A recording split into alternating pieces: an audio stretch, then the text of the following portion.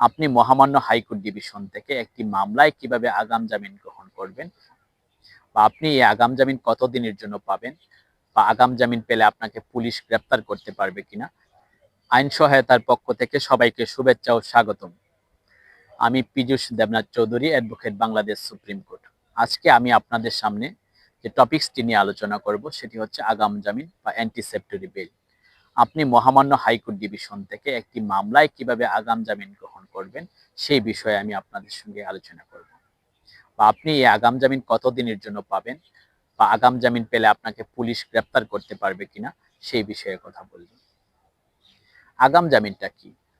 কোনো একটি থানায় আপনার বিরুদ্ধে মামলা হয়েছে, যেখানে আপনি এজাহারভুক্ত আসামি, বা কোনো একটি আদালতে আপনার বিরুদ্ধে মামলা হয়েছে এবং ওই মামলায় আপনার বিরুদ্ধে ওয়ারেন্ট ইস্যু হয়েছে এবং পুলিশ আপনাকে গ্রেপ্তার করার জন্য নিয়মিত খুঁজছে, বা আপনি গ্রেপ্তার হলে আপনার অপূরণীয় ক্ষতি হতে পারে, তাহলে আপনি মহামান্য হাইকোর্ট ডিভিশন থেকে আগাম জামিন গ্রহণ করতে পারেন। এই আগাম জামিন গ্রহণ করার জন্য আপনাকে যে ডকুমেন্টের প্রয়োজন হবে, প্রথমত হচ্ছে আপনি যে মামলায় আগাম জামিন নেবেন সেই মামলার একটি অবিকল ফটোকপির নকল আপনাকে প্রথমত সংগ্রহ করতে হবে, এবং আপনার এই আগাম জামিন বেইল পেয়ারটা রেডি করার জন্য একজন তদবির কারকের এনআইডি কার্ডের কপি আপনাকে সংগ্রহ করতে হবে।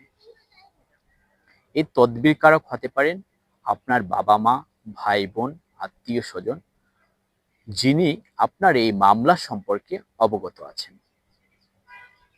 আপনি এই আগাম জামিনটা কতদিনের জন্য পাবেন?